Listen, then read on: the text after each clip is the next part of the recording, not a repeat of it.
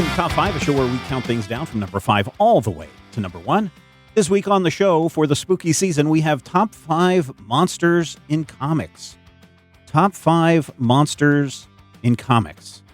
And for me, my number 5 has not been around. I mean, the character has been around a long time.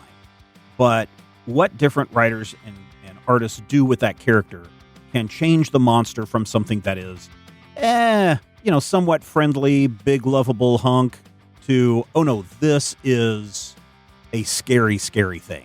And so my number 5 is Al Ewing's and Joe Bennett's The Hulk. What they did on their run for 50, I think it was 50 issues, was just incredible. A lot of really kind of scary elements where you see the Hulk appear almost like going back to his original appearances as this unknown thing, this entity, this monster from the id that has been unleashed onto the world.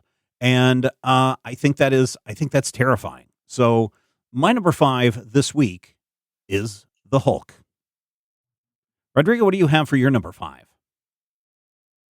My number 5, and I was trying to limit myself here to hopefully monsters that originated from comics. I'm not saying that that's how anybody else needs to have done it, but rather than just do 5 Gamorks, because I'm sure he's appeared in a comic at some point. This is like what I'm trying to do is just guys that started out in comics. So my number 5 is the rat creatures from Bone. They, you can say, what qualifies a monster? Blah, blah, blah. Like these are like they're sentient, they're sapient creatures or whatever, but they're like rat monsters. They're like rat monster guys. And they are very enjoyable because when you need them to be scary, they're scary. When you need them to be funny, they're funny. Eventually, spoiler alert, we find a baby rat creature, and we see that part of the reason why the rat creatures are the way they are is like social, right? It's like they just live in a toxic environment, and that's like a socially toxic environment, and that's why they're jerks. So they give you that interesting lead in, right? You see them first as like comical, like dumb, stupid rat creatures. But eventually you learn more about them, as with a lot of stuff that happens in Bone. Yeah. Very. People haven't read Bone. You need to get your hands on Bone. It's still one of the top selling comic books of all time. Matthew, what do you have for your number 5? My number 5, is one of my fave-rave goofy idiot superheroes, but also a weird sort of cultural argument. Back in 1960, of course, the Soviet Union is at the height of its power. The Cold War is everywhere. And a man named Boris Petrovsky, which is a name that you only hear in American comic books, was told to create a statue to portray the strength of the Soviet Union and his overlords. And so he created my number 5, It, the Living Colossus. And of course, since he wasn't particularly happy living in a totalitarian regime, the Living Colossus was 100-foot tall monster, just an enormous, terrible beast. It's basically, it's fearsome, it's horrifying. It's, the giant creature that has the foot on your neck. And of course, because, it's a Marvel comic, aliens showed up and brought the statue to life, and the statue was like, I'm going to run around. Okay, so that's fine. Remember, it's 100 feet tall. That's 10 stories. Now, a few years later, they brought the character back, and they introduced a young man named Bob O'Brien. And Bob discovered that he could accidentally put his mind inside the Colossus. And he decided, I'm going to use this to fight crime, because subtlety in comics is a very rare thing. So Bob went to fight crime as 100-foot tall stone statue. And about an issue in, somebody went, oh, wait, that's probably too big. So they had a shrinking ray show up, and they brought it down to a much more manageable 35 feet tall. But it ended up fighting a kung fu dragon and the invasion of the Stonians from outer space. And then it got crushed by Stevens' number 5, The Incredible Hulk. But here's the thing you need to know. If your mind can animate stone, your mind can animate stone dust. put that for a moment, and you'll see how 20 years later, blah, blah, blah, fish cakes. In either case, it's one of the goofiest yet somehow earnest superheroes of the Marvel monster hero age. The Living Colossus. It's a great name. It's a horrific premise. It's actually kind of cool. Just a guy in a big, giant stone statue cruising around and stepping on everything. There you go. All right. Time for our number 4s. I don't go in the ocean because there's like sharks in the ocean and a bunch of other creepy things that will kill you. And also, if I am in the South, I do not go near any waters because there's alligators in those waters. So if you're hanging around Gotham City, the last place you want to be is in the sewers where there is a literal killer croc going around doing things. Now, some people would say, it's just a skin condition, but the guy's got some super razor sharp teeth. He likes to bite things. He's got a tail sometimes and not a tail other times. Sometimes he's dumb and he throws a rock at you. But I think he's still pretty scary. I think he's scarier than the Hulk historically over time. I think Killer Croc has had more jump out of the sewer waters to grab you. He was flushed down the toilet as a young child. More scary times than the Hulk has. And so that's why Killer Croc is my number 4. Rodrigo, who do you have for your number 4? My number 4 is kind of a collective of monsters, but they all kind of act as one. I'm sure you guys remember the New 52. It was a big deal in comics. And one of the things that came out of it that I enjoyed was that they basically drew a big circle around all of their animal transforming characters and all of their plant characters. And they were these are a team now. Right? And the team captains of that team, of the animal team, was the Parliament of Limbs, who are these like ancient, horrifying monsters who they themselves probably were either humans or animals at some point, and then they gained the power of the red, and now they exist within the red, wherever that is. But they're just like hideous monsters with sort of hideous monster motivations to succeed over the green and the rot, right? And thus they cause a lot of like body horror things to happen, especially with Animal Man's daughter. But I like them a lot because they are these like huge, powerful, eldritch entities, but they're also like very kind of vain and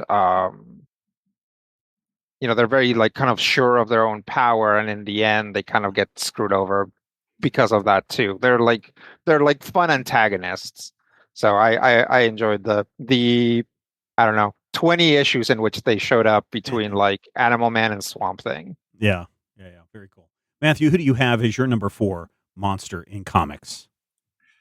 My number 4 monster in comics, thankfully, is only a monster in a particular alternate timeline. Generally speaking, as a rule, when you hear the name E.L. O'Brien, you think one of two things: either a terrible Irish accent or Plastic Man. Plastic Man was created in 1940 by a man named Jack Cole, and Plastic Man is one of the perfect kind of amalgams of superhero comics and the Bigfoot joke comics that coexisted at the time. Those all died out, and now it's all superheroes, and we're all probably a little sadder for it. But right about, was it right before the New 52? I think it was around 2010, 2011. Jeff Johns decided, hey, this guy's fun, and he has a reputation for being funny and cool and wacky. I'm going to make him a murderer. And so they did. In the alternate timeline, the Flashpoint timeline created when Reverse Flash and the Flash went traipsing back in time and messing with things that they shouldn't have. It was a horrible world. Superman wasn't really there. Batman was actually Batman's dad. Wonder Woman was a warlord and Aquaman had a buzz cut, and that's just irresponsible. But at one point, Heatwave, a classic Flash villain, was in prison, and he's like, I heard they're trying to break me out of prison. And his cellmate, the Clue Master, is like, I have no idea what you're talking about. They put me in here. I don't know. And then Clue Master started going, and we discover that Plastic Man actually smuggled himself into prison inside of Clue Master, bursting his way out, killing the man. And then, of course, when people started messing with him, he turned himself into razor wire and started squeezing around them. And this evil, dark, horrible Plastic Man is just utterly terrifying. It reminds me of that. There's a story in the 90s where Plastic Man is dispersed like 6,000 years ago in Atlantis. And rather than collect him, the Justice League has to go home, but they realize that he's probably still on the bottom of the ocean. So they collect him from the bottom of the ocean. And 6,000 years later, they reform him. And E.L. O'Brien is back in his Plastic Man form.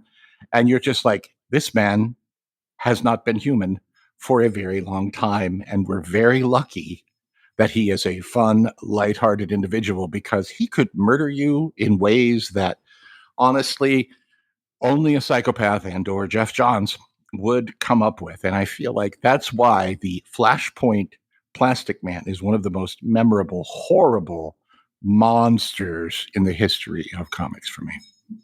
We are working our way through the top 5 monsters in comics, and we are at our number 3s. Now, I never thought that my number 3 was that scary, right? You see him on the cover of Justice League #1, where he's, they're all fighting this giant starfish, and you're like, not so scary. And other times that Starro has appeared, not so scary. But what really turned it for me, that Starro is a super scary monster, is in the Batman Brave and the Bold, where they set up a season-long plot where one by one, Starro is taking over heroes of the DC universe. And then you get I think it was a giant two-parter, where the Starro storyline becomes a zombie storyline, where you don't know who has been infected by the Starros. The Starro is, the people that have been infected are wandering the streets looking for non-infected people. It was terrifying. And ever since then, I always look at Starro as a very different creature. And so it earns the number 3 spot in my monsters of comics, Starro. Rodrigo, what do you have for number 3? My number 3 is a creature that first appears and you're like, oh, is this a person or is this something else? And then it's like, oh no, it's a monster. And then it's like her boyfriend shows up and are like, oh, it's kind of a person. But I think for the sake of this, when you look at the Stalk from Saga, you're like, well, that's obviously a monster. The Stalk is cool. It's like she has the torso and the head of a lady, except, she's got like a bunch of eyes and fangs and a weird tongue and no arms. And then below that, it's kind of like a centaur thing. It's like, except it's a spider, but also the spider has hands. It's it's hard to explain. You need to look at a picture of the Stalk to understand what exactly you're looking at. And even then, again, in the I think it's interesting because the Stalk has like such a cool design, but spoiler alert, she's not around for very much of Saga. I find that the Stalk has a real like Darth Maul kind of situation where part of what makes her cool is that she doesn't make it out of like the first or second volume. So it's like, what could have been if the Stalk had stuck around? We don't know. Maybe she would have become a lot less scary. As it is, we only have those like early appearances to go from, but I think that adds to the mystique. So yeah, my number 3, the Stalk from Very cool. Saga. I do like that one. Matthew, what do you have for your number 3? My number 3 is kind of a weird take on a monster because the Comic Code Authority came around in the 1950s, and it was designed to, depending on who you believe, either protect the children from the horrifying things that lived in our id or put EC Comics out of business. I mean, it's pretty clear what side I fall on in the fact that I mentioned the second one. But one of the characters, one of the archetypes that was banned by the Comics Code Authority was the undead.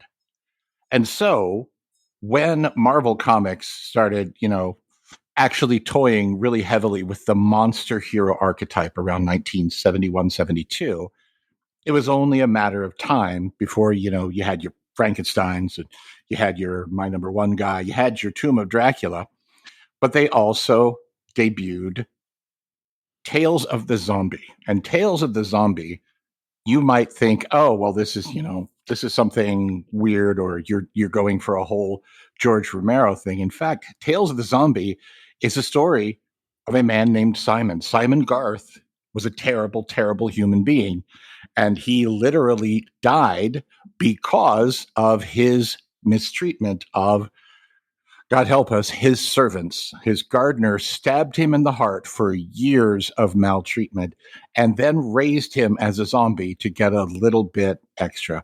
And that, my friends, is why you need to be kind to the people in all of your customer service roles. But throughout the 10 issues of Tales of the Zombie, Simon Garth started becoming slightly more and more and more aware. And by the end of the book, Garth realized who he was, who he used to be, how terrible he used to be. And there's a little bit of closure at the end. And of course, since this isn't in a comic book per se, it's actually in one of the magazine-sized books, the black and white Marvel books of the 1970s, or technically Curtis Publishing. This story gets to be remarkably adult, not like, oh, look, here's sex and violence and nudity and curse words, although those are all in there.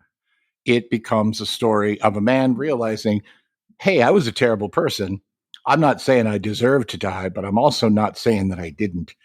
And at the end of the story, it gives him a perfect ending.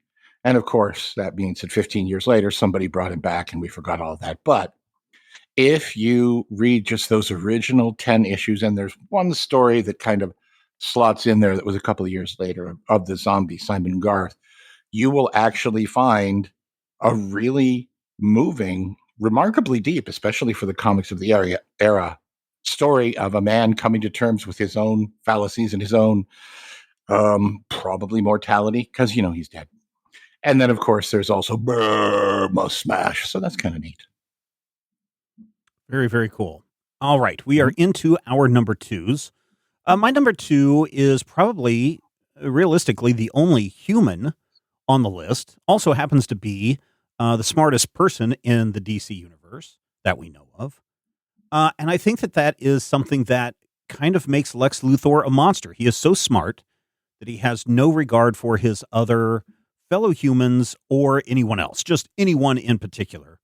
And he is just one of these true sociopaths that is willing to do anything to push him into a higher status or a better position of control.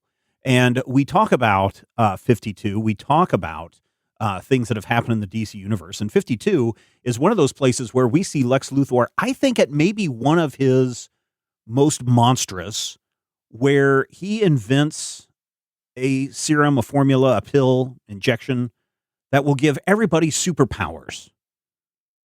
And so people are flying around. They're doing great deeds. They're soaring through the skies. They're, running through fire.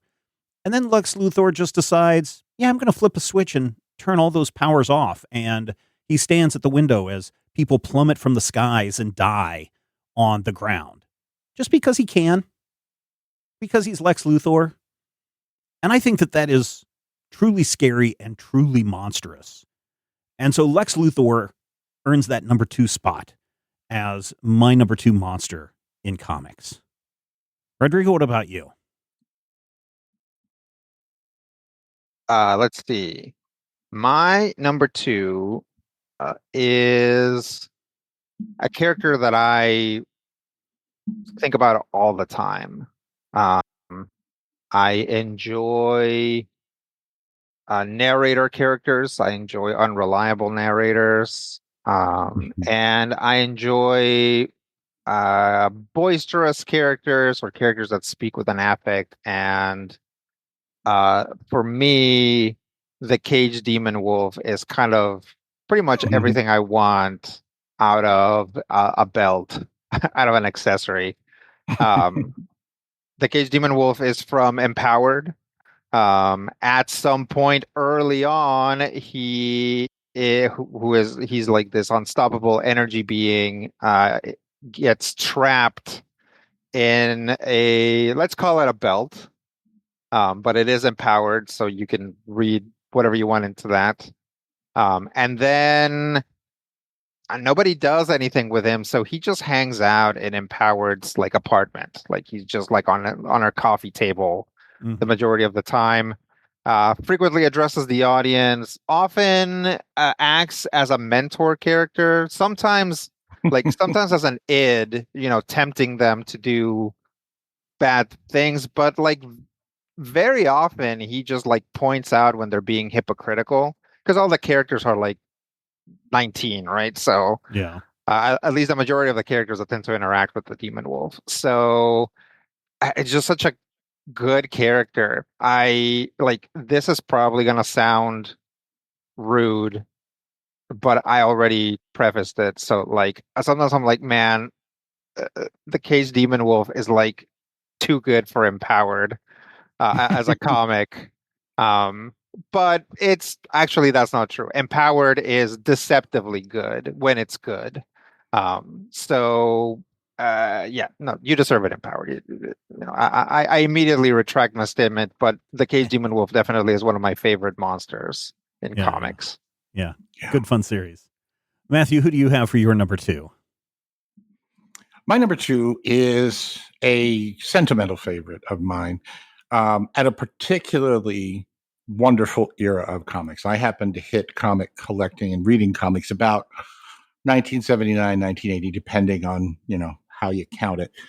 And there are about 5, 6, maybe even 10 points that I consider to be major inflection points in my comic collecting. And one of them is an appearance of my number 2, based on actually a character from the 1940s, a character called the Heap. The Heap actually inspired 2 characters in 1972 and 73. One, of course, was the Man-Thing from Marvel Comics, and the other, my number 2, DC Comics Swamp Thing.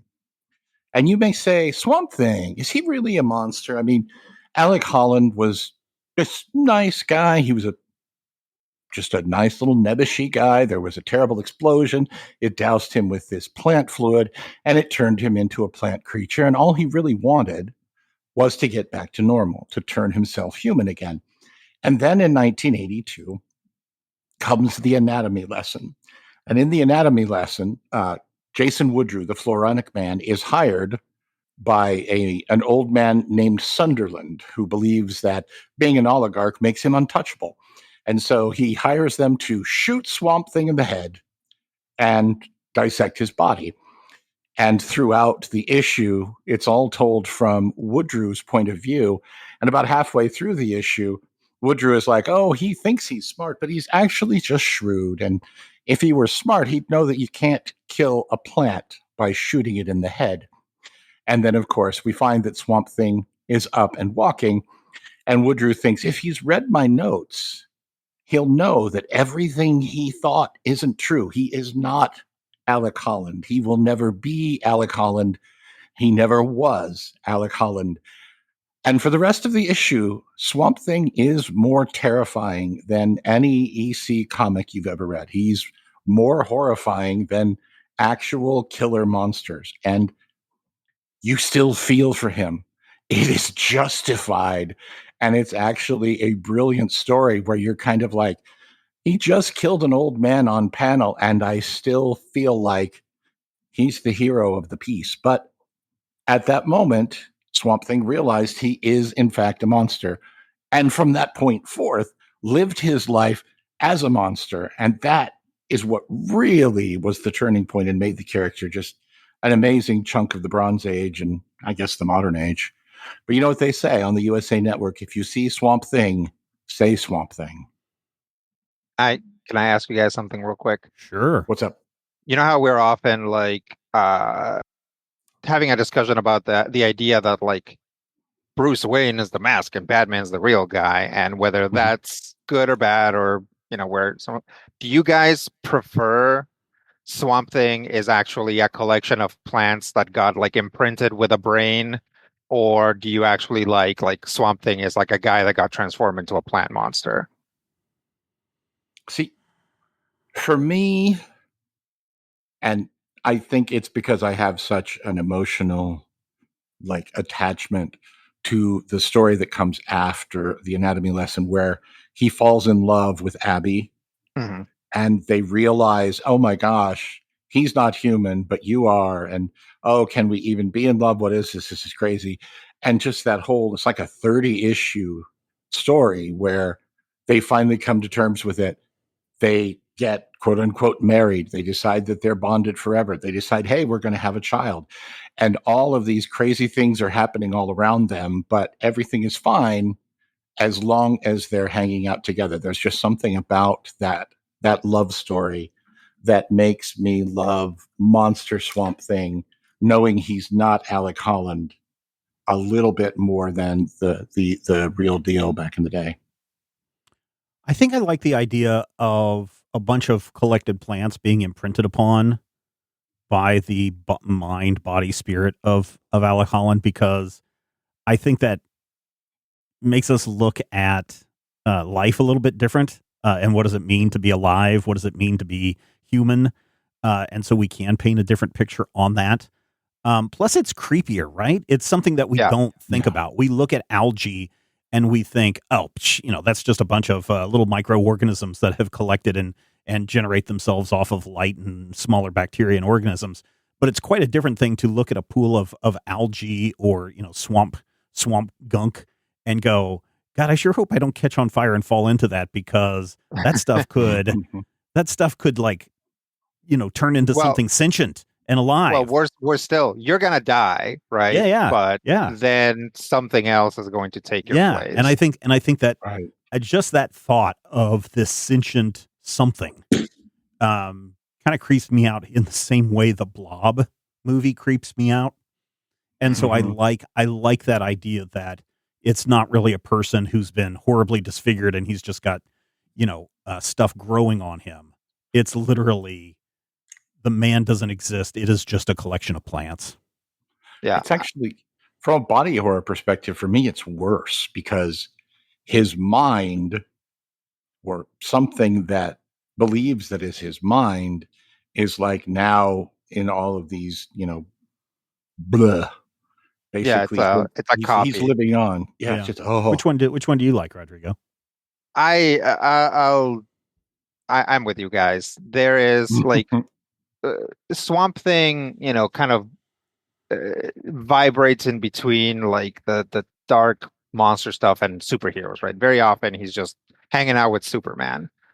And that stuff, at least that version of Swamp Thing, at least retains that scary original kind of mentality of like, this is a horror story, this is a tragic character, right? This is a character that from the beginning was doomed for tragedy, even if he is right now hanging out with Superman. So I do like that version better. Do you like it that he is part of the green? Because that's the part that I don't care for.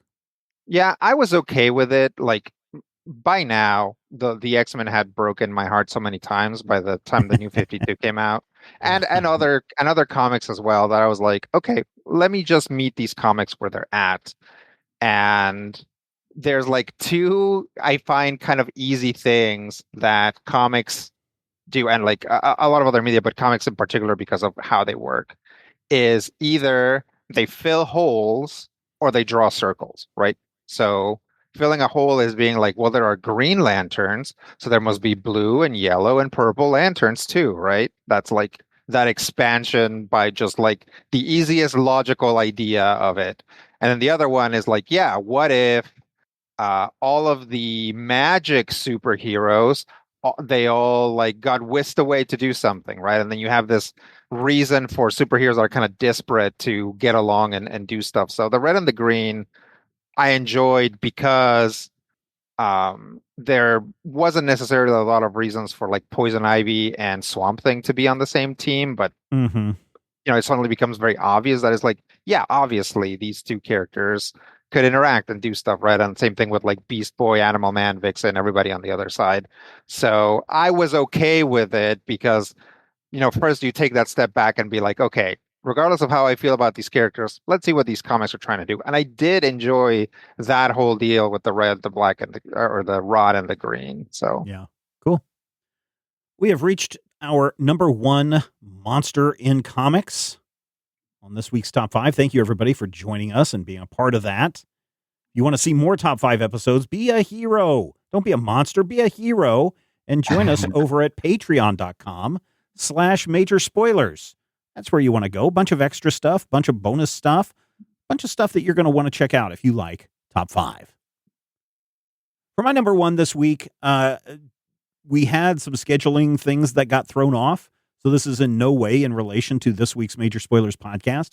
But I've always had this fascination and fondness for Etrigan the Demon, created by Jack Kirby. And originally not a rhyming demon, but became a rhyming demon. And I certainly like him a lot more when he became a rhyming demon, mainly because it means that demons are bound by rules and obligations and agreements. And it's not just some, what if Merlin and Morgan Le Fay had a fight and Jason Blood became the embodiment of the demon? It's a little bit more than that, especially when you start examining that scarier part of the heck place that Etrigan comes from, and how even though he is a demon and very scary and breathes fire and, it takes you out and all that stuff, I just like the fact that he's bound by these laws and these rules that are very intricate for demons. Now, a lot of that has to go into your belief systems and religious dogmas and all of that kind of stuff.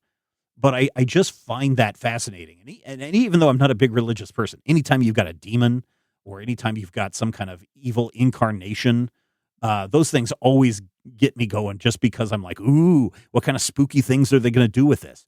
And sometimes Etrigan can be a very scary monster, and other times he can be somewhat flippant, because of just how he works in relation to the quote unquote real world above him. And so Etrigan the Demon is just my number one monster in comic. Just go check out some either classic Jack Kirby stuff or go check out stuff from the 70s. Number of different miniseries over the years that can all be fun if you're willing to go and poke around a little bit. My favorites, though, are anytime Etrigan and Batman have to work together, just because they seem so opposite one another in how they deal with situations. So that is my number one. Rodrigo, who do you have for your number one monster in comics? My number one monster in comics is also a demon. And I think when I tell you guys, you're going to be like, oh, well, of course. But my number one is Hellboy. Of course. Hellboy. It's interesting because I had read some Hellboy before I watched the Guillermo del Toro movie, but it really kind of warped my idea of Hellboy until I went back and really started reading Hellboy from the beginning. And I was like, I absolutely love the del Toro movie, but it's something else, right? It's like Hellboy exists in this world where supernatural things are not commonplace, but known and scary and dangerous. And so he is this, like, it's funny. He's like this sigh of relief. Like when people are like, oh no, our Abbey is haunted by some monster. Here comes Hellboy. Oh, good. Hellboy, come here. Let me talk to you about this, right? It's not even a big deal. I there's something about that that I really enjoy. Hellboy as a vehicle for telling all of these stories, often stories that only feature him, uh, like in the side, or that are stories about other members of the BPRD, and Hellboy just happens to be around. Hellboy has this colossal story about what he is destined to do and whether he's going to do it or not, and then whether it happens or not, and then what happens afterwards. Um, so you can enjoy Hellboy, the character, through that, or you can enjoy Hellboy, the character, as we hop around in time and say, like, what was Hellboy doing in 1952? Oh, he was having his face chewed off by a chupacabra. Cool. Yeah, it, like, again, I sort of like Hellboy as an enabler to tell all of these great stories, is really why I enjoy him the most. And it's like, yeah, clearly this like huge red character with like horns, but he like files them. Very obviously like a monster, but also just a guy. So yeah, my number one is Hellboy. Very cool. Matthew, who do you have for your number one? My number one, earlier in the episode, I kind of talked about the stepping stones into comics madness. And one of the big ones was purchasing the last issue of Ghost Rider Volume 2 off the stands in 1982. So Johnny Blaze, the original Ghost Rider, my number one monster in comics for two reasons. One, buying that final issue actually allowed me to go back and purchase all the previous issues. And it instilled of me a love for the hunt, for looking for the back issues, for digging through collections and going, hey, man, I don't have this one. Oh, this is better than the one I have, but I can't afford it. And the very first comic that I ever identified as a key issue comic was Marvel Spotlight number 5, the first appearance of Ghost Rider. Saved up, bought it. It was $12, you guys. Do you have any idea how much I had to work for 12? I know, right? Comics were 60 cents at the time. $12. That's like twice.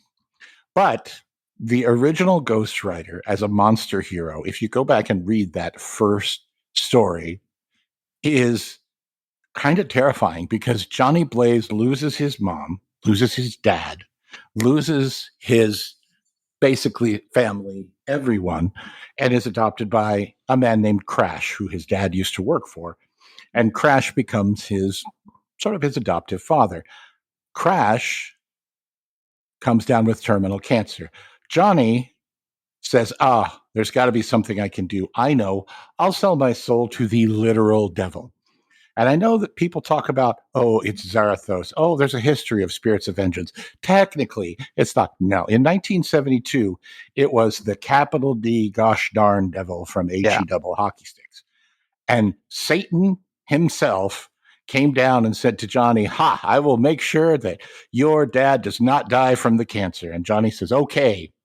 And the next day, Crash felt better, and he went back to his job as a motorcycle jumper and immediately crashed and died.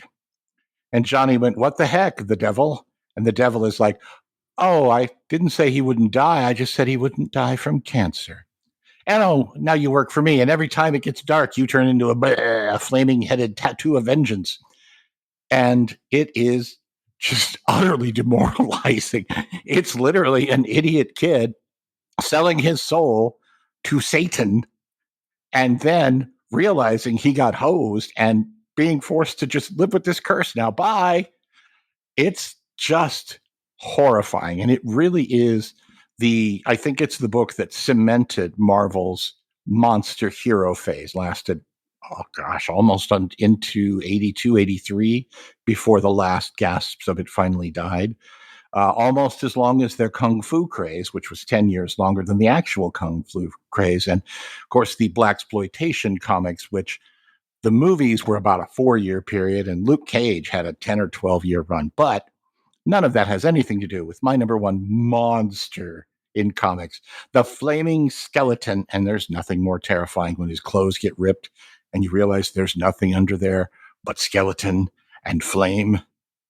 Ooh, the Ghost Rider, my friends. And none of that Danny Ketch stuff. If you love Danny Ketch, that's fine. I respect you, and you're wrong. Well, that wraps it up for this week's episode of Top 5. Thank you, everyone, for sharing your time with us. If you have some thoughts, maybe you have some favorite monsters in comics, here's what you can do next. You can share your thoughts right over on the Major Spoilers Discord. We have a whole channel dedicated to Top 5 and people sharing their Top 5 whatevers. This week, it's the Top 5 monsters in comics, so go over there and share it on the Major Spoilers Discord. You can join it for free, and people will share their lists, and other people will read the lists and comment on your list. Why? Because everybody loves a list.